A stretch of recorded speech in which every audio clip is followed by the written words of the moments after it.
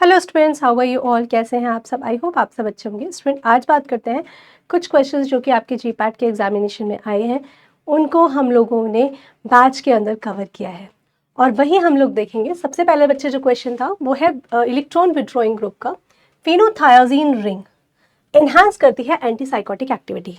ये चैप्टर बच्चे हम लोगों ने एज अ एंटीसाइकोटिक्स की फॉर्म में पढ़ा था और एंटीसाइकोटिक्स के अंदर एक क्लास फेनोथायाजीन पढ़ी थी, जिसमें हम लोगों ने पढ़ा था कि जो हमारी ड्रग होती है, जितने फिनोथायाजीन क्लास से बिलोंग करती हैं, ये आपकी डोपामीन रिसेप्टर बाइंडिंग पर वर्क करती हैं। ठीक है, चलिए। So this is all about, या हम लोगों ने कहा पहले मैकेनिज्म पॉइंट ऑफ व्यू से पढ़ा था कि डोपामिनर्जिक न्यूरो ट्रांसमिशन एक्सेसिव हो जाते हैं हमारे साइकोसिस के ट्रीटमेंट में, तो हमें टिपिकल और एटिपिकल क्लासेस देनी पड़ती हैं। ठीक है, तो हमारा जो typical class of the drugs आती हैं जिसमें डोपामिन रिसेप्टर ब्लॉकर्स आते हैं फर्स्ट जनरेशन, वो हम इस्तेमाल करते हैं। इस तरीके से हमारी ये क्लासेस होती हैं फिनोथायाजीन्स। ठीक है, चलिए अगला क्वेश्चन बच्चे, एक क्विनोलिन कंटेनिंग लोकल एनास्थेटिक से पूछा गया है। ये आपको डायरेक्ट क्लासिफिकेशन से क्वेश्चन आया था, तो ये क्लासिफिकेशन भी हम लोगों ने बैच के अंदर कवर करी थी जब मैंने आप लोगों को पढ़ाया था। यहाँ पर टिबोकेन जो ड्रग है वो क्विनोलिन क्लास से बिलोंग करती है और क्लासिफिकेशन बच्चे इस तरीके से हम लोगों ने पढ़ी थी। एस्टेटाइप अमाइड, अमाइड के अंदर ही हमने क्विनोलिन डेरिवेटिव्स सिंकोनेन, टिबोकेन, इसके बारे में पढ़ा था। तो बेसिकली क्लासिफिकेशन इसलिए इम्पॉर्टेंट हो जाती है जब आपको पढ़ाई जाती है, उससे क्वेश्चंस बन जाते हैं। ठीक है, चलिए। सो ये तो काफ़ी डायरेक्ट हम लोगों ने जैसा पढ़ा था उसी से क्वेश्चन बनकर आ गया है और इसको हाईलाइट भी किया था उस समय, डिबोकेन। चलिए अगला क्वेश्चन, एक क्वेश्चन आप लोगों से बच्चे पूछा गया था, introduction of lipophilic substituents on benzodiazepines, वो इन्हांस करते हैं क्या? ठीक है, सो बेंजोडाइजापीन्स जो होते हैं वो सेडेटिव हिप्नोटिक्स होते हैं। सेडेटिव हिप्नोटिक्स के अंदर जो हमारी जो भी ड्रग्स हम पढ़ते हैं जो गाबा ए रिसेप्टर्स पर वर्क करती हैं, ये ड्रग्स बच्चे सीएनएस पेनिट्रेशन इनका होना बहुत इंपॉर्टेंट होता है।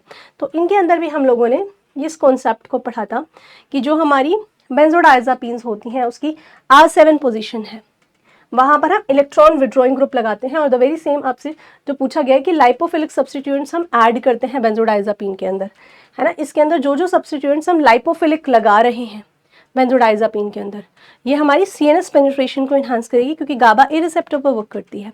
तो ये चीज़ भी हम लोगों ने जब हम लोग क्लास पढ़ रहे थे इसकी, हमने इसके बारे में पढ़ा था। चलिए अगली बात देखते हैं। यहाँ पर अगला क्वेश्चन क्या है, अकारबोस से आया हुआ है। ये आपको फार्माकोलॉजी में भी कवर होता है, लेकिन आप लोगों को ओरल हाइपोग्लाइसेमिक्स एजेंट्स जब मैंने पढ़ाया था तो उसकी क्लासिफिकेशन, क्योंकि क्लासिफिकेशन कोई अलग क्लासिफिकेशन नहीं होती, सेम क्लासिफिकेशन होती है, तो मैंने आप लोगों को वहाँ पर मैकेनिज्म पूरा प्रॉपर बताया हुआ है कि ये जो आपके अकारबोस होते हैं ये अल्फा ग्लूकोसाइडेज इनहिबिशन करते हैं और इसकी क्लासिफिकेशन आप लोगों को दिखाते हैं किस तरीके से हम लोगों ने पढ़ा था। बाइगोनॉइड्स, मैग्लीटिनाइड्स, थायाजोलिडीन डायोन्स, अल्फा ग्लूकोसाइडेज इनहिबिटर्स, इसी के अंदर बच्चे अकारबोज मिग्लिटॉल के बारे में पढ़ा था हम लोगों ने, है ना। और इसको मैंने काफ़ी अलग से भी एक्सप्लेन किया था आप लोगों को स्लाइड के अंदर कि क्या मैकेनिज्म होता है अकारबोज एंड मिग्लिटॉल का। तो ये क्वेश्चन आप बहुत आसानी से बना सकते थे अगर आप लोगों ने मेडकेम से भी पढ़ा था। मेडकेम पॉइंट ऑफ व्यू से भी क्लासिफिकेशन क्योंकि सेम ही तरीके की होती हैं, कुछ अलग होंगी, बिल्कुल अलग होती हैं, पर बच्चे काफ़ी क्लासिफिकेशन हैं जो सेम है हमारी दोनों ही कैटेगरी से, फार्माकोलॉजी से भी और केमिस्ट्री से भी। चलिए अगला क्वेश्चन क्या है, अगला क्वेश्चन आपसे 9 अल्फा फ्लोरो हाइड्रोकॉर्टिसोन के अंदर अगर आप ऐड कर दो तो सॉल्ट रिटेंशन और एंटी इन्फ्लामेटरी एक्टिविटी पर क्या असर होता है। तो ये क्वेश्चन बहुत ही आसान पूछा गया था आपसे अगर आप लोगों ने सार पढ़ा हो, जो कि मैंने बैचेस के अंदर पढ़ाया हुआ है। तो बच्चे सार आप लोगों को इस तरीके से मैंने पढ़ाया था। और 9 अल्फा फ्लोरो जो कि आपको क्वेश्चन में पूछा गया है, 9 अल्फा फ्लोरो क्या करता है, ये एंटी इन्फ्लामेटरी और मिनरल कॉर्टिकोइड दोनों एक्टिविटी को बढ़ाता है, सॉल्ट रिटेंशन को भी बढ़ाता है और इन्फ्लामेशन में भी, ये इन्फ्लामेशन को कम करने में भी हेल्प करता है। तो सेम यही क्वेश्चन आप लोगों से पूछा गया था, इंक्रीजेस बोथ, इसलिए बच्चा सारे इंपॉर्टेंट हो जाते हैं। ठीक है, स्ट्रक्चर एक्टिविटी रिलेशनशिप इसलिए इंपॉर्टेंट होते हैं। ऑक्सीटेट्रासाइक्लिन का एक क्वेश्चन आया था जिसमें आपको कायरल सेंटर पूछे गए थे, तो इसके लिए आपको स्ट्रक्चर पता होना चाहिए था। ठीक है, ये भी जब हम लोग सार कवर कर रहे थे हमने टेट्रासाइक्लिन का जब सार पढ़ा था तो उसमें मैंने आपको अलग अलग कंपाउंड्स बताए थे कि आप कौन सा ग्रुप लगाओगे तो क्या बनेगा, कब डॉक्सीसाइक्लिन बनेगा, कब डेमीक्लोसाइक्लिन बनेगा, कब ऑक्सी टेट्रासाइक्लिन बनेगा। तो जिन्होंने भी क्लासेस ध्यान से सुनी हुई हैं वो इसका आंसर बहुत ही ईजिली मार्क कर सकते हैं।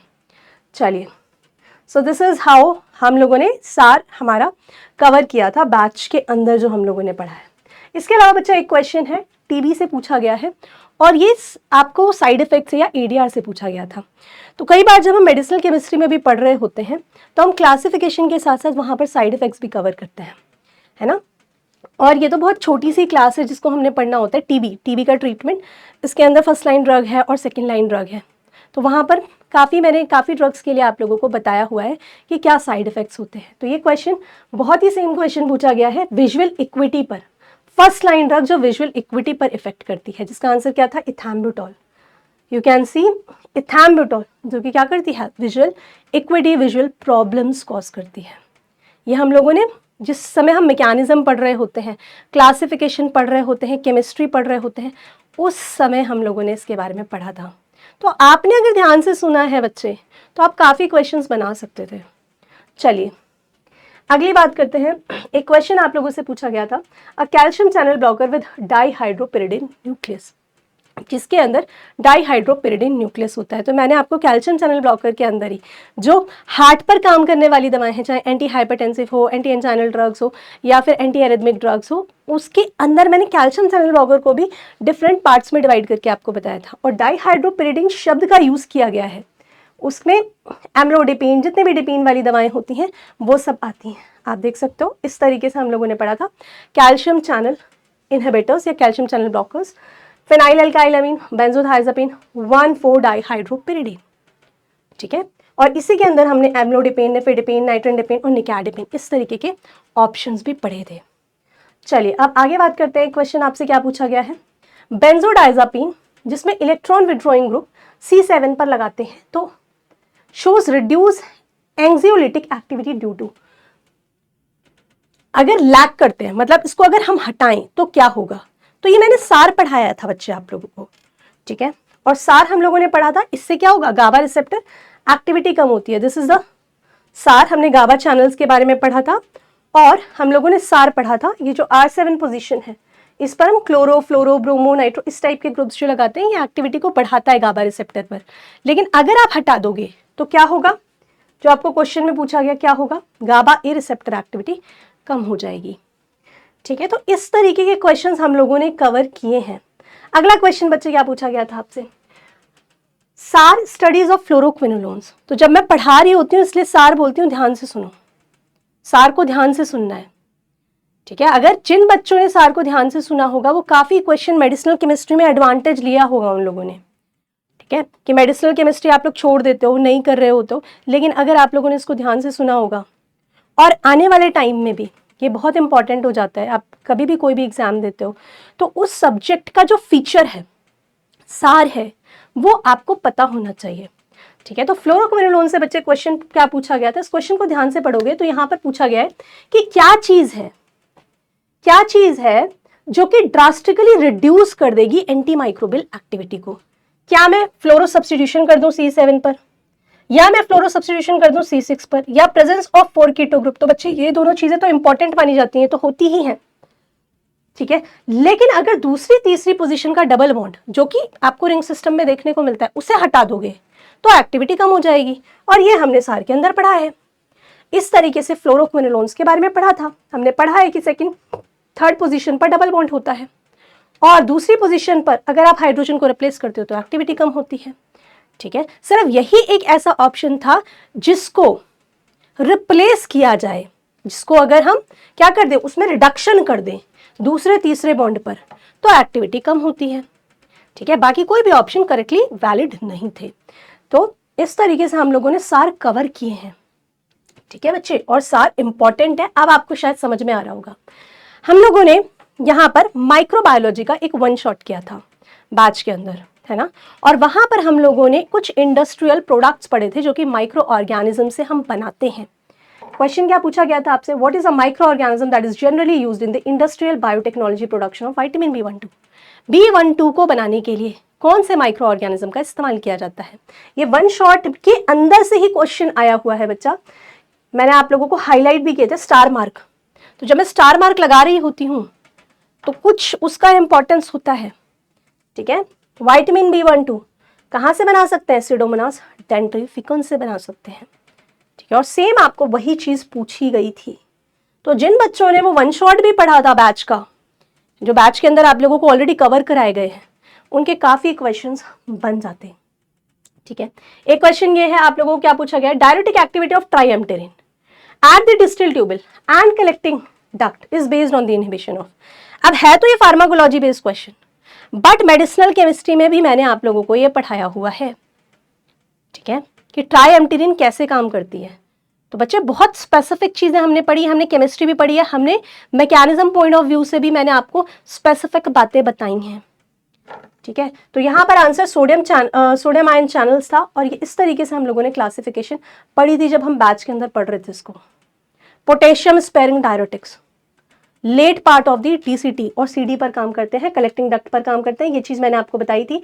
एमिलोराइड ट्राइएम्टेरिन ये सोडियम चैनल पर काम करते हैं। स्पाइरोलेक्टिन, कैनरिनोन और एप्रिनोन ये एल्डोस्टेरोन एंटागोनिस्ट है, ठीक है। तो काफी क्वेश्चंस बच्चे हम लोगों ने कवर किए हुए हैं, ठीक है। अगला क्वेश्चन देखो, ये question, which one of the following drug is used to prevent cyclophosphamide induced haemorrhagic cystitis. तो आप लोगों को केमिस्ट्री के टाइम ही मैंने बताया, एंटी कैंसर ड्रग जब बता रही थी तब मैंने साइक्लोफॉस्फेमाइड के ऊपर पूरा आप लोगों को आप कह सकते हो एक पूरा स्लाइड ओरिएंटेड चीज मैंने बताई थी कि आप किस चीज से टॉक्सिसिटी होती है, क्या मेटाबोलाइट बनता है और क्या ट्रीटमेंट में इस्तेमाल किया जाता है, मेजना, ठीक है। आप देख सकते हो इस तरीके से हम लोगों ने एंटी कैंसर ड्रग्स के बारे में जब पढ़ रहे थे तब हमने पढ़ा था कि हमारी जो साइक्लोफॉस्फेमाइड ड्रग होती है वो एल्डोफॉस्फेमाइड ड्रग बनाती है, मेटाबोलाइट बनाती है, इसका टॉक्सिक मेटाबोलाइट एक्रोलीन होता है और ये हेमोरेजिक सिस्टाइटिस कॉज करता है। Same question. तो बहुत फायदा है बच्चे अगर आप ध्यान से समझते हो, ध्यान से सुनते हो, तो आपको केमिस्ट्री भी बन रही है वहां से, और काफी क्वेश्चंस ऐसे भी बनते हैं जो कि मैकेनिज्म बेस्ड पूछे जाते हैं। चलिए अगला क्वेश्चन क्या पूछा गया था? हेलोपेरिडोल ये एक एंटीसाइकोटिक ड्रग है, ठीक है। ये किस पर काम करेगी? तो ये बच्चे एंटीसाइकोटिक्स क्लास से पूछा गया क्वेश्चन है, और यहाँ पर मैंने आप लोगों को बताया था जितने भी फर्स्ट जनरेशन की दवाएं होती हैं वो सब डोपामाइन रिसेप्टर ब्लॉकर्स होती हैं। फर्स्ट जनरेशन के अंदर हम लोगों ने फर्स्ट जनरेशन के अंदर हम लोगों ने क्लासिफिकेशन पूरी पढ़ी थी, ठीक है, कि कौन कौन सी कैटेगरी है जो कि आपकी फर्स्ट जनरेशन एंटीसाइकोटिक्स के अंदर आती है और कौन सी ऐसी हैं जो एटिपिकल एंटीसाइकोटिक्स के अंदर आती हैं। तो इस तरीके के काफ़ी क्वेश्चंस बच्चे आप कर सकते थे अगर आपने क्लासेस को सही से सुना है, समझा है, ध्यान दिया है, तो आपके क्वेश्चंस बहुत आसानी से बन जाते हैं, ठीक है। तो आई होप आप लोगों को जो ये चीज़ें हैं आपको क्लियर हुई होंगी कि यस बैचेस में क्या क्या चीज़ें हम लोगों ने पढ़ी हैं और उससे क्या क्वेश्चंस आए हैं, ठीक है। चलिए सो इसी के साथ आई होप आप लोगों ने जो भी पढ़ा हुआ है इसी तरीके के आंसर्स मार्क किए हों और आप लोगों की रैंक भी अच्छी ही आए। चलिए इसी के साथ thank you so much everyone, bye bye.